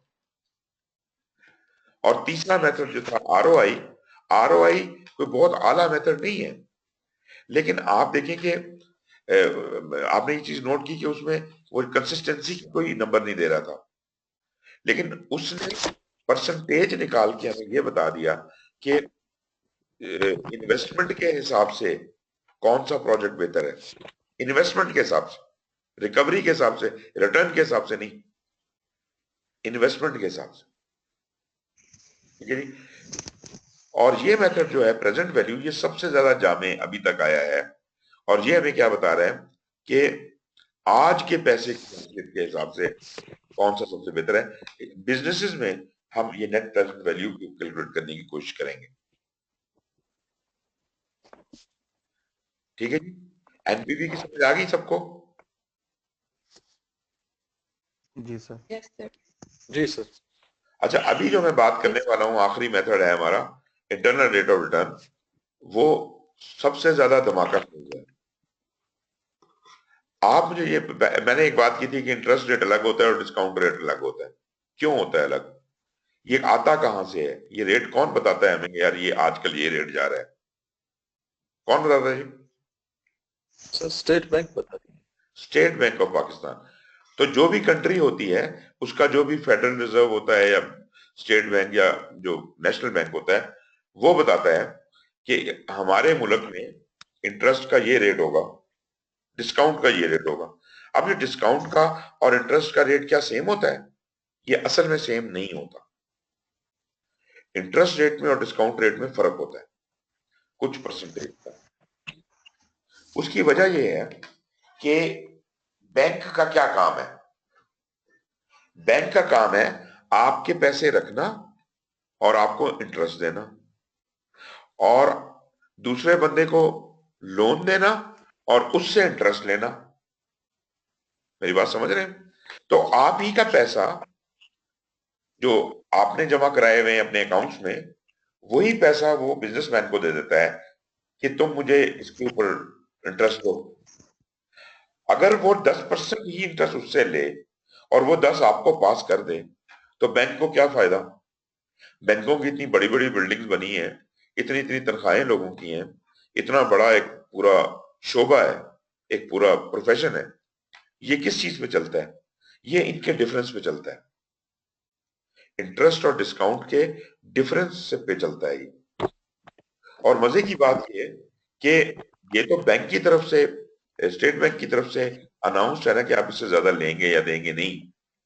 इसके अलावा ये बैंक एक और काम भी करते हैं। ये तो है कि अगर आप लोन लेंगे बैंक से, आप अगर लोन लेंगे तो आपको वो डिस्काउंट रेट मारेगा और अगर आप पैसे रखाएंगे तो आपको वो इंटरेस्ट रेट देगा। ये पैसे, ये दोनों रेट्स इसलिए हैं। लेकिन बैंक सिर्फ बिजनेसमैन को जब देता है लोन तो उसको डिस्काउंट रेट के हिसाब से नहीं देता। बिजनेसमैन की तो वो अच्छी खाल खींचता है। उसमें ये होता है कि अच्छा, दूसरी बात है कि अगर अगर बिजनेसमैन आपसे पैसा ले रहा है, चले मैं मान लेता हूं कि वो डिस्काउंट रेट ही दे रहा होगा, बिजनेसमैन खुद कितना कमाएगा जब इतना डिस्काउंट रेट देगा? तो लाजमी बात है ज्यादा कमाएगा। इसका मतलब ये हुआ कि वो अफोर्ड कर सकता है कि डिस्काउंट रेट भी दे सके और अपना काम भी कर सके और अपने पैसे भी कमा सके। आपका क्या ख्याल है एक बिजनेस कितने पैसे कमाता है, कितने परसेंट कमाता है? सर कम से कम Sir, 20% कमाता है। 20%? तो इंटरेस्ट रेट से ज्यादा ही कमाएगा ना sir, what ever is the amount उससे इंटरेस्ट रेट से ज्यादा ही कमाएगा। एग्जैक्टली। तो वो काफी ज्यादा कमाते हैं। अब आप में से कोई बिजनेसमैन है? नॉर्मली नहीं है बिजनेस सर। का जो एक पुराने जमाने का, पत्थर के जमाने का रूल है, वो ये है कि आपकी इन्वेस्टमेंट जो है वो कम से कम 3 साल में रिकवर होनी चाहिए। मतलब कहने का ये है कि you will double your money in 3 years। ये बड़ा पुराना रूल है, लेकिन इस रूल को कोई फॉलो नहीं करता। People double and triple their money in 1 year। Business है ना जी। अब बिजनेस के क्या क्या गिमिक खेलते हैं लोग, क्या क्या आइडियाज लेके आते हैं लोग। 2 से 3 गुना पैसे को मल्टीप्लाई करते हैं। आप अंदाजा कर सकते हैं बिजनेस में कितना पैसा है। आप जरा देखिए कि मैं अपना पॉइंट मेक करने लगा हूं यहां पे, बड़ा जरूरी। अगर मैं एक बिजनेसमैन हूं, मेरा दिमाग खराब हुआ, मैं बैंक में पैसे जमा कराऊंगा? मेरा दिमाग खराब हुआ है कि मैं डिस्काउंट रेट और इंटरेस्ट रेट के हिसाब से कैलकुलेशंस कर रहा हूं। Why should I calculate according to bank rate? Why should I be using NPV for that matter? ये तो बैंकों के खेलने की चीज है। ये इससे तो बैंक डिक्टेट होना चाहिए। लेकिन अगर मेरे पास अपना कोई मैकेनिज्म नहीं है तो कम अज कम एनपीवी इस्तेमाल करके मुझे इस बात का अंदाजा जरूर हो जाता है कि यार मैं कहीं बैंक से भी कम पैसे तो नहीं कमा रहा। मतलब ये, अगर मुझे अपने बिजनेस से बैंक से भी कम इंटरेस्ट मिल रहा है ये प्रॉफिट मिल रहा है, तो इसका मतलब है कि इस अक्लमंद आदमी तुम बैंक में पैसे रखवा दो, तुम क्यों डुबो रहे हो अपना पैसा? मेरी बात समझ रहे हैं ना? जी अगर एनपीवी की कैलकुलेशन मुझे ये बता रही है कि जो पैसे मैं बना पा रहा हूं वो बैंक के इंटरेस्ट से कम है, तो फिर मुझे वो बिजनेस करना ही नहीं चाहिए। जो 620 रुपए वाला बिजनेस है, इसको करने से बेहतर है कि मैं ये 1 लाख रुपया बैंक में रखा दूं। मैंने आपको अभी कैलकुलेट करके बताया 2,59,000 तक बात जाती है, 3 गुना तो ऐसे हो जाते हैं। मतलब अभी तो ये इन्होंने इंटरेस्ट रेट वगैरह चेंज कर दिया है। मुझे अच्छी तरह याद है कि जब हम छोटे थे उस वक्त बैंक का जो इंटरेस्ट रेट था वो इतना होता था, वो कहते थे 5 साल में, नहीं सॉरी, 3 साल में अपने पैसे डबल करके ले जाएं। 5 साल में 3 गुना हो जाते थे और 7 साल में मेरा ख्याल है 4 गुना हो जाते थे। अभी आप बात करें, अभी 10 साल में भी दुगने नहीं होते, क्योंकि आपको पता है ना अभी 10% तो रेट कोई नहीं है इंटरेस्ट का। अभी तो रेट कोई पता नहीं 7, 6, 7 की रेंज में जा रहा है। 10 साल में जाके कहीं डबल होता है पैसा आपका। ये है हमारी इकोनॉमी का हाल जो खराब होता है। तो बैंक में पैसे रखने का आजकल कोई फायदा नहीं है। बट एनीवेज वो एक अलग कहानी है।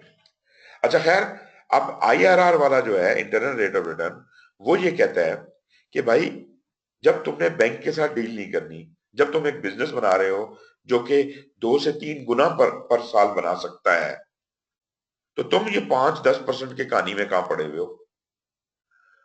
You should understand what is the internal rate of return या internal strength of your business,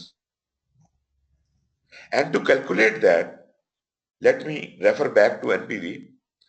कहता है तो आप ऐसा करें कि ये जो आपने, ये जो आपकी वैल्यूज थी, ये वाली, ये सॉरी, ये वाली जो आपकी वैल्यूज हैं, इन पे एनपीवी लगाएं बेशक, लेकिन उसमें डिस्काउंट रेट अननोन रखें।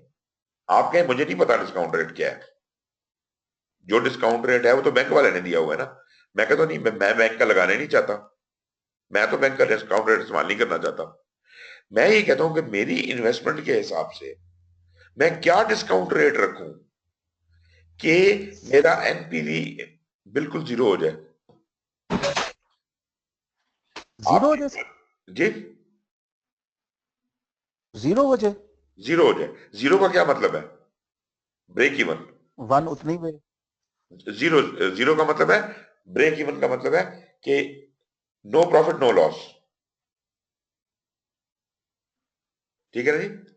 वो क्या परसेंटेज हो जिस पे मैं नो प्रॉफिट नो लॉस पे पहुंच जाऊं। अगर मुझे वो पॉइंट पता चल जाए तो उस पॉइंट से ऊपर फायदा ही फायदा। मेरी बात समझ आई आपको? क्योंकि मेरे पास परसेंटेज कोई नहीं है ना डिस्काउंट रेट की। तो मैं कहता हूं हिट एंड ट्रायल से आर की वैल्यूज डालते जाओ और पूरी कैलकुलेशन प्रोजेक्ट की बार बार करो। आपकी वैल्यू कभी कभी माइनस आएगी, कभी प्लस आएगी। माइनस और प्लस से उसको हिट एंड ट्रायल से जीरो फाइंड करने की कोशिश कीजिए। जब जीरो मिल जाए तो देखिए कि एनपीवी जब जीरो था उस वक्त आर की क्या वैल्यू थी। जो वैल्यू आई है ये आपके इंटरनल स्ट्रेंथ है। आपको पता चल गया कि इससे ऊपर मैं ग्रो करूंगा, इससे तो ज्यादा कमाना है। ठीक है ना जी? इसका मतलब ये हुआ कि आईआरआर की वैल्यू जितनी ज्यादा होगी उतना अच्छा है आपके लिए। और इसको फाइंड करने के लिए यही कैलकुलेशन एनपीवी वाली ही बार बार करनी पड़ती है। सिर्फ ये है कि परसेंटेज डिस्काउंट रेट की लेने की बजाय हम बार बार लेते हैं, कभी 1 लेते हैं, कभी 2 लेते हैं, कभी 3 लेते हैं, कभी 4 लेते हैं। बार बार कैलकुलेशन करते हैं, रिपीटेड कैलकुलेशन होती हैं हिट एंड ट्रायल से। जब हमें पता चल जाता है कि से के 10 और 12, 10 और 11 के दरमियान 10 जो है नेगेटिव आ रहा है और 11 जो है पॉजिटिव आ रहा है, एनपीवी 10 पे नेगेटिव आ रहा है, 11 पे पॉजिटिव आ रहा है, इसका मतलब है आई शुड ट्राई 10.5। जब मैं 10.5 ट्राई करता हूं तो वो अभी भी पॉजिटिव आ रहा है, इसका मतलब है कि आई शुड ट्राई 10.25। इस तरह करते करते करते करते मैं एग्जैक्ट 10.178 पे पहुंच जाता हूं। दैट इज वेयर मेरा ब्रेक इवन रीच कर रहा है प्रेजेंट वैल्यू के हिसाब से। अब मेरे बिजनेस की जो स्ट्रेंथ है, मेरा बिजनेस इससे ऊपर पैसा बनाना शुरू करेगा, इसका मतलब है मैं अपना टारगेट इससे हाई रखूं।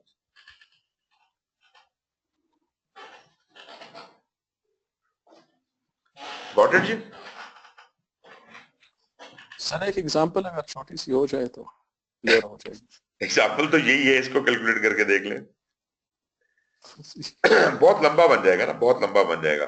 मतलब ये जितनी कैलकुलेशन हमने यहाँ पे की हुई है ना, आपको हर परसेंटेज के लिए करनी पड़ेगी। मैं आपको एक और आसान तरीका बताता हूँ। इसका आसान तरीका ये है जी कि ये जो रिसर्च से फाइंड हुआ है, जो लोग आईआरआर कैलकुलेट करते हैं, उन्होंने ये फाइंड किया है कि अगर ये इस ग्राफ को देखिएगा, अगर आता है आपके सामने,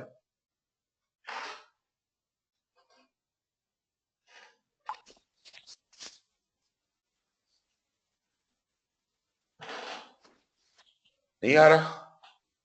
आगे सर, आगे जी हाँ।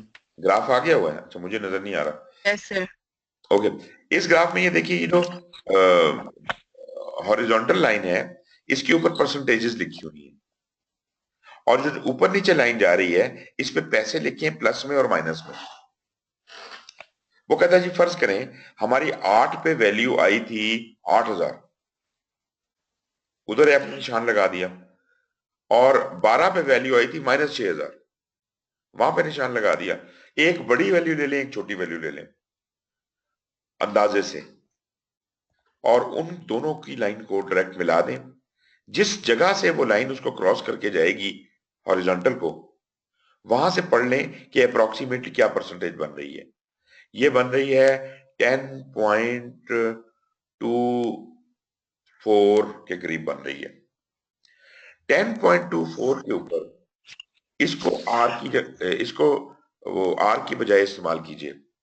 10.24, पहले आपने आर की जगह 10 को रखा और पूरी कैलकुलेशन की, जवाब आ गया -8000 +8000। फिर आपने आर की जगह 12 को रखा, सारी कैलकुलेशन की, जवाब आ गया -6000। अभी आपने उसको प्लॉट कर लिया और आपको अप्रोक्सीमेटली जगह मिल जाएगी 10.24 की। 10.24 को आर की जगह रखें और कंफर्म करें कि आपका जवाब 0 आ जाए। अगर 0 आ गया तो इस प्रोजेक्ट की आईआरआर आपने निकाल ली। अभी आप दूसरे प्रोजेक्ट की निकालेंगे और हर एक की आईआरआर डिफरेंट होगी। जिस प्रोजेक्ट की आईआरआर सबसे ज्यादा हो वो सिलेक्ट कर लें। क्यों आबिद, हो जाएगा? जी सर, ट्राई करेंगे सर। करें आप इसको ट्राई, और ये बड़ा इंटरेस्टिंग है। और ये लाजमी बात है कि इधर बैठ के कैलकुलेशन करने में तो बहुत टाइम लग जाएगा, लेकिन ये है कि this is the best way. मगर जो माहिरीन है वो कहते हैं कि जी कुछ सिचुएशंस ऐसी होती हैं जहां पे एनपीवी नहीं करना, अपना आईआरआर नहीं करना चाहिए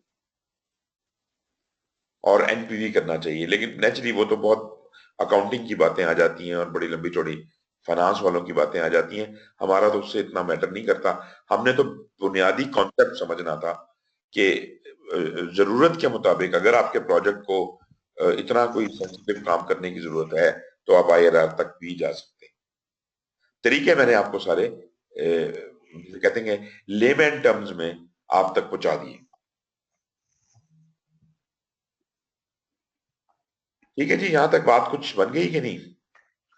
सर एक आईआरआर के बारे में एक चीज, आईआरआर तब है जब आपके पास पैसा है, आपने इन्वेस्टमेंट करनी है और आप ये देखना चाह रहे हैं कि जो बैंक का रेट ऑफ रिटर्न या वो कहीं और से मिल रहा है उससे ज्यादा आपको मिले, बस जब ये this is the main purpose. If you are relying on the bank rate, then you are doing NPV. अच्छा, और एनपीवी तो सेफ मेथड है ना, कि बस सीधी सीधी कैलकुलेशन करनी है, एनपीवी की वैल्यू को कंपेयर करना है और आपने कहना है ये प्रोजेक्ट जीत गया, कहानी खत्म। अगर आप बैंक की जो डिस्काउंट रेट है उस पर रिलाय नहीं करना चाहते, आप इंडिपेंडेंटली अपने प्रोजेक्ट की स्ट्रेंथ देखना चाहते हैं कि मेरे प्रोजेक्ट में कितनी जाने, मैंने बताया ना कि बिजनेसेस तो पैसे को 3 गुना कर देते हैं, आपका बैंक तो कह रहा है 10%। कितना सर ये फर्क तो मैं में और सर मैं with all due respect sir मैं ये पूछना चाह रहा हूँ, हाँ जी नॉर्मल प्रोजेक्ट में चले वो स्पेकुलेशन छोड़ दें, रियल एस्टेट का छोड़ दें, आम डेली लाइफ में या जो प्रैक्टिकल लाइफ में आपने कोई इन्वेस्टमेंट करनी है, कोई लेजिटिमेट बिजनेस नॉर्मल स्टार्ट करना है जो कि एवरेज जिसका रेट ऑफ ग्रोथ होगा, तो एनपीवी आप कैसे डिसाइड करें कि मैं आईआरआर करूं या एनपीवी करूं सर? एनपीवी ठीक है उसके लिए, मतलब जो नॉर्मल चीजों के लिए NPV is okay, easier way to find. मेरा मतलब है एनपीवी आपको ये तसल्ली दे देता है कि जनाब बैंक से तो बेहतर है, जिसे कहते हैं वो लगे रहो मुन्ना भाई बस ठीक है, मतलब बैंक से मुझे बेहतर मिल रहा है रेट तो चलो ठीक है। तो एक तरह का जिसे कहते हैं कंफर्मेशन मुझे मिल जाती है। अगर मैं बुरी हालत में हूं, बैंक से भी कम मेरा रेट बन रहा हो, तो मैं कहता हूँ कि यार ये एनपीवी में माइनस आ गया, माइनस आ जाएगा ना फिर। अगर आप पॉजिटिव में जा रहे हैं तो ठीक है, और जिसमें सबसे ज्यादा पॉजिटिव में जाएंगे वो एनपीवी आप सिलेक्ट कर लेंगे।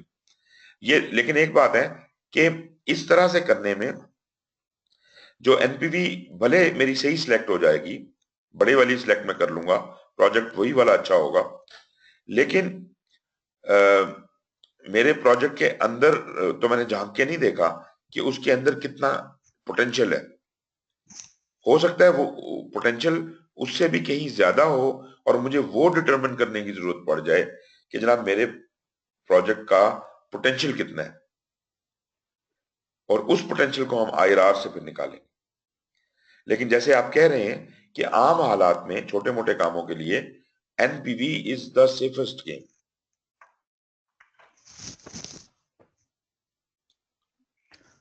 आईआरआर सर थोड़ा सा भी अभी जो है ना वो जरा बैठ नहीं रहा सर जेहन में, आईआरआर सर अगर अगर बैंक का लोन हो किसी प्रोजेक्ट और आईआरआर की वैल्यू उस परसेंटेज से कम आ जाए तो क्या वो प्रोजेक्ट वायबल नहीं रहेगा? नहीं, किस परसेंटेज से कम आ जाए, इसमें तो आईआरआर सबका अलग अलग निकलेगा ना। एक का फर्ज तो करें ये 10% निकला है, एक का 20% निकला है, एक का 18% निकला है, एक का 16% निकला है, सब अलग अलग निकलेंगे। हमने सिर्फ वो वाला प्रोजेक्ट चुनना है जो हाईएस्ट है। जी सर।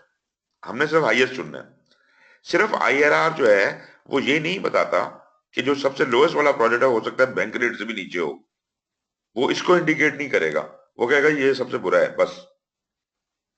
लेकिन एनपीवी मुझे बता देगा ये बैंक रेट से बुरा है। एनपी सिर्फ बैंक रेट के साथ कंपेयर करता है, जबकि आईआरआर जो है वो कंपटीशन में आगे जाता है।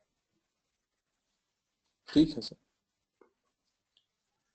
वैसे एनपीवी और आईआरआर के रिजल्ट्स में अगर कंपैरेटिव रिजल्ट्स में बहुत मेजर डिफरेंस नहीं होना चाहिए। मतलब अगर प्रायोरिटी में प्रोजेक्ट की जो जो क्या कहते हैं प्रायोरिटाइजेशन बन रही है, एनपीवी की प्रायोरिटाइजेशन और आईआरआर की, उसमें बहुत ज्यादा फर्क नहीं होना चाहिए। ठीक है सर। चलें जी, टाइम भी हो गया है, और कोई क्वेश्चन तो नहीं है अभी?